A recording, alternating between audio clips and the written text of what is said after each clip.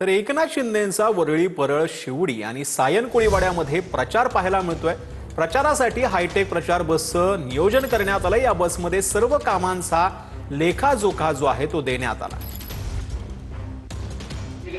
वरळीत शिवसेनेचा हायटेक प्रचार रथ तयार करण्यात आलेला आहे आणि हा प्रचार रथ आता घरोदारी फिरून LED स्क्रीनच्या माध्यमातून या ठिकाणी जनतेपर्यंत पोहोचण्याचा प्रयत्न करतो। यामध्ये एकनाथ शिंदे यांनी जी विविध विकास कामं केली आहे त्याची एक झलक या बसच्या आतमध्ये आपल्याला पाहायला मिळणार आहे। आणि या बसच्या आतमध्ये आपण पाहतोय बघा, अटल सेतू, कोस्टल रोड, समृद्धी महामार्ग जे पूर्ण झालेले प्रकल्प आहेत त्यांची विंडो तयार करण्यात आलेली आहे।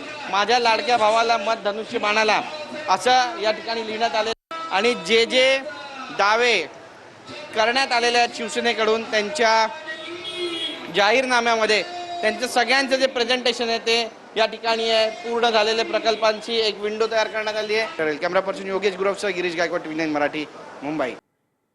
जिल्हा परिषद निवडणुकीमध्ये हिंगोलीच्या पिंपळदरी सर्कलमधील उमेदवाराला जो कोणी पाडणार त्याला 71 लाख रुपये देणार आमदार संतोष बांगर यांनी जिल्हा परिषद निवडणुकांसाठी शड्डू ठोकलेला आहे।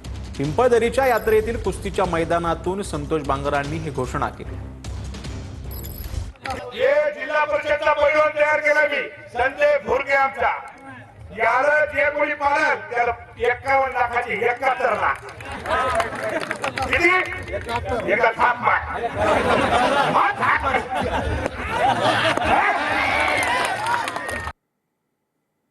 तर नाशिकमधील प्रभाग क्रमांक 29 मध्ये मतदान स्लिपवरून वाद निर्माण झालेला होता। दीपक बडगुजर यांच्या प्रभागामध्ये अज्ञातांनी भाजपच्या स्लिप फाडलेल्या होत्या। स्लिप वाटप करणाऱ्यांना अज्ञातांनी मारहाण केल्याचा सुधाकर बडगुजर यांचा दावा आहे।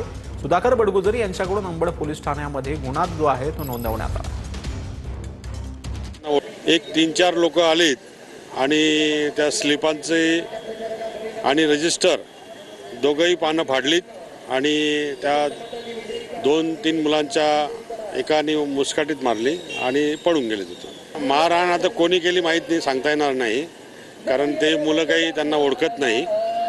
तोही विषय पोलीस स्टेशनला झाला की कोणी मारहाण केली असेल, तर ते मुलं काही त्यांना ओळखत नव्हते।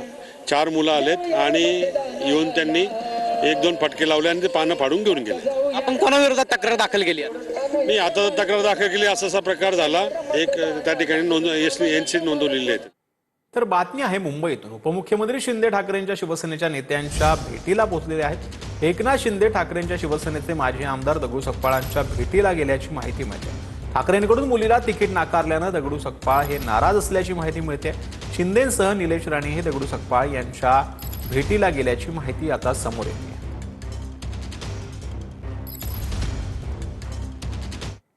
तर उमेदवारांच्या प्रचारासाठी नेते मैदानात उतरल्यात। प्रवीण दरेकर आणि नितेश राणेंनी कांदिवलीमधील प्रचार सभेला उपस्थिती लावली।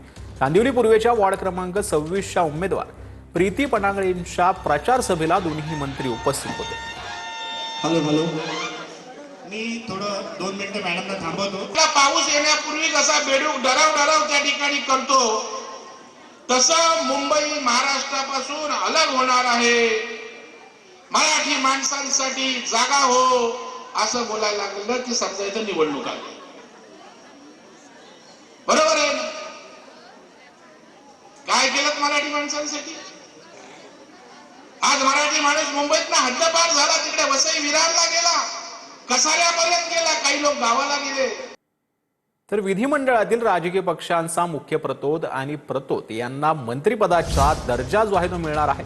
मुख्य प्रतोद यांना मंत्रिपदाचा तर प्रतोद यांना राज्यमंत्री पदाचा दर्जा जो आहे तो मिळणार आहे। संसदीय कार्य विभागानं शासन निर्णय जारी केला। विधानसभा आणि विधान परिषद दोन्ही सभागृहातील प्रतोद यांच्यासाठी हा निर्णय लागू असेल। विरोधकांच्या प्रतोद यांना मंत्रिपदाच्या दर्जापासून वंचित राहावं लागणार आहे।